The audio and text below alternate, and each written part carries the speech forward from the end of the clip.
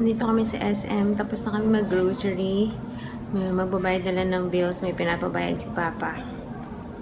And nandito kami sa breastfeeding station. Dahil nagutom na si Zach. So, yun. Stress. Hindi naman sobrang stressful. Stressful kapag nag-umiyak na. Tapos with Zeb around pa. Samid. Are you good? Are you good? See you guys later. Hi guys, we're home na.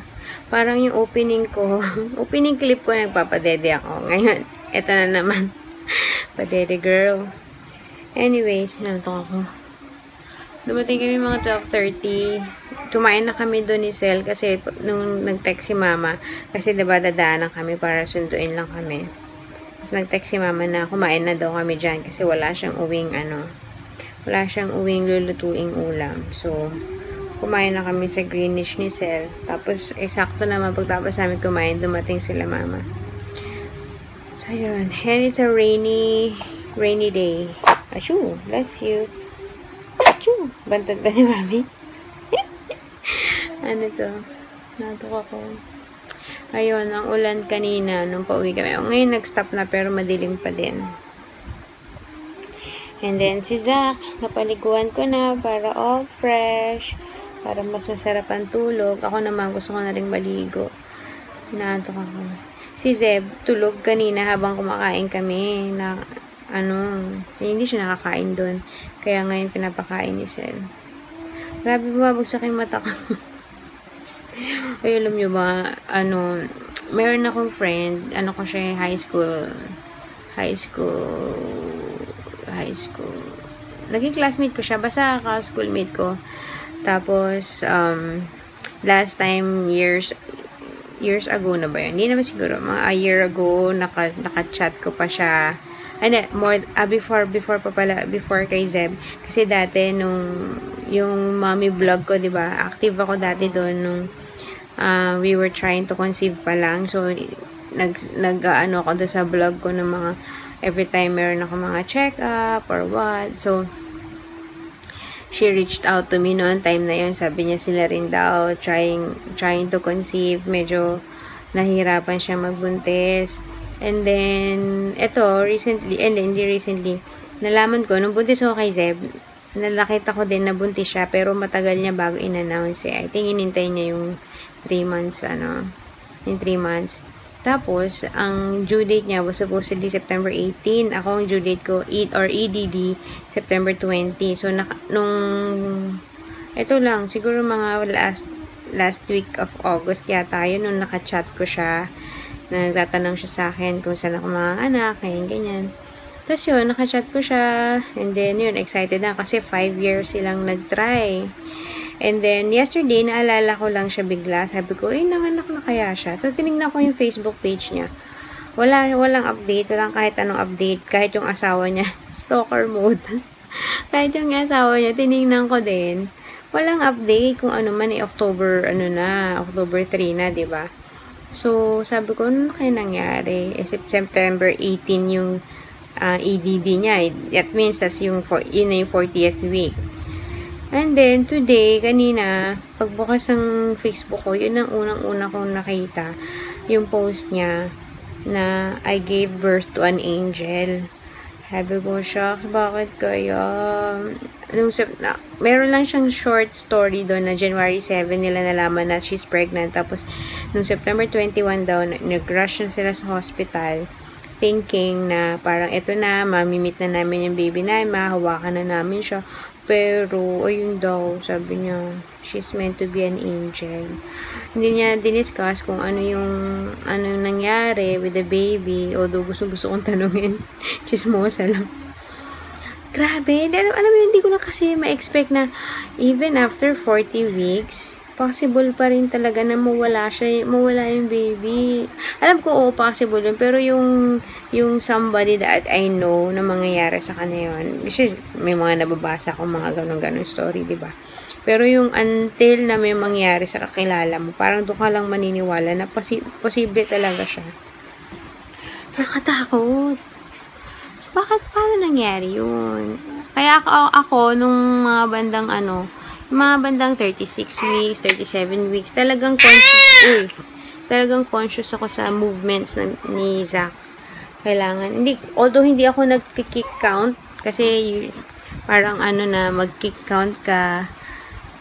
Pero hindi ko ginawa yun kasi sobrang likot. Parang, for sure pasado siya sa parang in 2 hours yata dapat merong 10 movements. Sabi ko, wala pang 10 hours. Wala pang 1 hour, nakaka-10 movements naman na siya sa akin. So, hindi ako nag-bother na gawin, yun sa app, yung kick count. So, inisip ko, dapat kung merong something na masama na ba, dapat yung mga 37, 38 weeks pa lang, mararamdaman na yun kung hindi na masyado gumagalaw. I can't imagine going through that. Imagine din mo, 5 years nila yung inantay. Then, she went through the whole 40 weeks of pregnancy. Tapos, yun pa. Wait lang. Nakita ko pa nga nung dati, yung, surprise baby shower niya. Yung mga friends niya. Ginawa siya.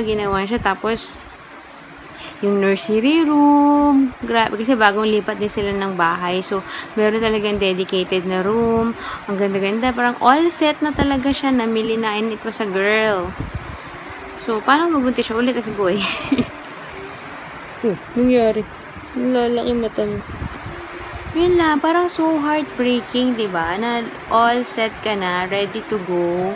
Biglang mawawala pala. So, grabe, my heart is breaking. So, yun lang. Siyempre, ako naman i-mention na yung name niya dito, pero, yeah, she will be in my prayers. Ay, I don't want to go through that. And, nobody should go through that. Sobrang sakit, no? Anyways, on a lighter note, naantok ako. Marami ako sasabihin on a lighter note. Ayun lang, sige na. Gusto ko na maligo. See you guys later. I'm sleepy.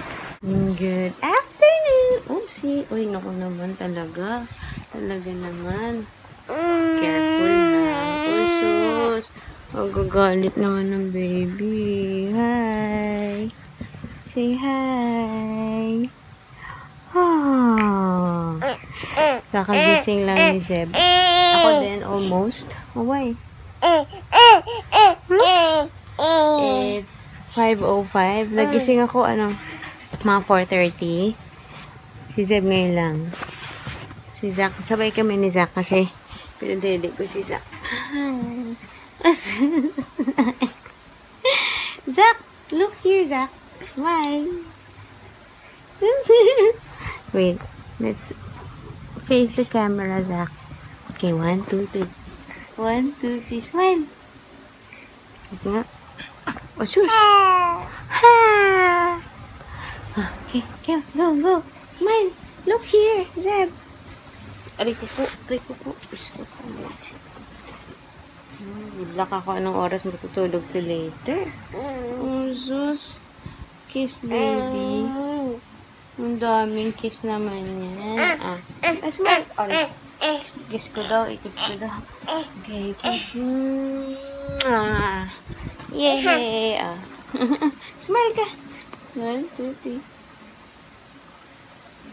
1, 2, 3.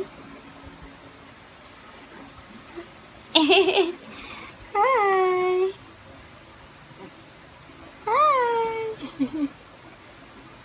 Awesome. High five.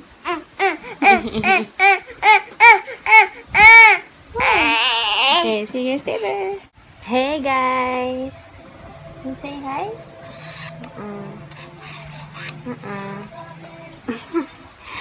Ayan, si Zach nasa crib, natutulog. It's already, what time is it? 6:20. Kanina, nung mga 2 o'clock pala yun, no? Before 2? Hindi, mga 2 o'clock pala. Ka-Skype ko kanina si Daddy, eh. Kaso, saglit lang. Kasi kinuwento ko sa kanya yung, yung kinuwento ko kanina about dun sa, classmate ko. Schoolmate. Tapos, nung medyo nagigising-gising si Zeb, binaba na namin. Kasi, para siguro naririnig niya sa background yung boses ng tatay niya. Naka-speaker lang kasi ako. So, sabi ko, babay na muna. And then, ngayon, minessage ko kung pwede mag-Skype kami. Hindi pa nagre-reply. Hindi pa nakikita ni Zeb ang tatay niya, no? For 1 week na today. Sunday pa lang ngayon. 1 week na nang umalis si Daddy. Anyways, yun lang. Kumain lang ako ng pancit canton. Dahil gutom na ako. I cannot wait for dinner. Sobra, lalo na kagabi. Tinaan ko na lang sa tulog kasi wala na akong makain. Kumain lang ako ng konting chocolate. Abang every 2 hours, gutom ako. Yung tiyan ko talagang kumakalam. Ganon talaga pag padede girl. Kasi nga, kinukuha ni baby lahat ng kinakain ko. Kaya yun, wala na akong, medyo maaga ako natulog kagabi. Mga, ano oras ba? Mga 12? Maaga na yun for me. At saka, wala kaming kagabi kasi 2 nights in a row si Zach ang hirap patulugin, di ba? Nung paggabi, yung kiniwento ko like the other day. So, 2 nights in a row kami. Ang hirap niyang patulugin. Pero, kagabi, okay, wala kang problema sa kanya sa pagtulog niya nung matutulog sa gabi. Pero naman, nagising siya ng 4 o'clock. Tapos natulog ng 5:30. Kaya puyat din ako kanina. Kaya hindi kami nakapagpa-araw kanina kasi nga, sobrang antok pa. Kahit si Zach, dire-diretso din tulog niya na. Kami nagising, magna 9:30 na. Kasi, antok dahil nga ayaw matulog ng bata. Kung ano-ano ng pagsisway ang ginawa ko, ano ng pagsasayaw ginawa ko, kung saan posisyon, lumipat kami sa kama sa baba, wala. Tapos, ayun, nung finally nakatulog, actually doon kami nakatulog sa baba, tapos lumipat na lang ulit kami dito. Hindi ko alam kung mamaya ganun. Sarap pa naman ng tulog ngayon. Kung mamaya ganun ulit, hindi ko alam kung mas gugustuhin ko bang mahirap siya patulugin sa gabi tapos dire-diretso yung tulog hanggang morning or walang problema sa pagpapatulog pero madi-disturb naman. Para mas maganda yung na lang, the first one. Ang mas mas nakaka-frustrate yung yung tulog ka, sarap na ng tulog mo tapos magigising ka. Anyways, so yeah, I'll see you guys later. Hintay ko muna si Daddy, mag-Skype kami. Hey guys, it's already 8 something. Kakatapos lang namin mag-Skype ni Daddy. Kaso hindi niya na naabutan si Zeb kasi ngayon lang pumasok to eh. Katapos na kumain, then pinaliguan. It's 8:15 na. Zeb, say hi. Say hi. So yan, I'm gonna say goodnight na pas wala nang magaganap. Wish me luck kung makatulog ako ng maayos today. Either makatulog ng maaga or makatulog ng diretso. So, yeah. Bye, guys. Good night. My Zach is also sleeping over here. I doubt na dire-diretso nito. Mamaya gigising pa to ulit. How about Zeb? Say good night. Bye-bye. Asus. Huh? Smells so good naman. Yeah. Bye, guys.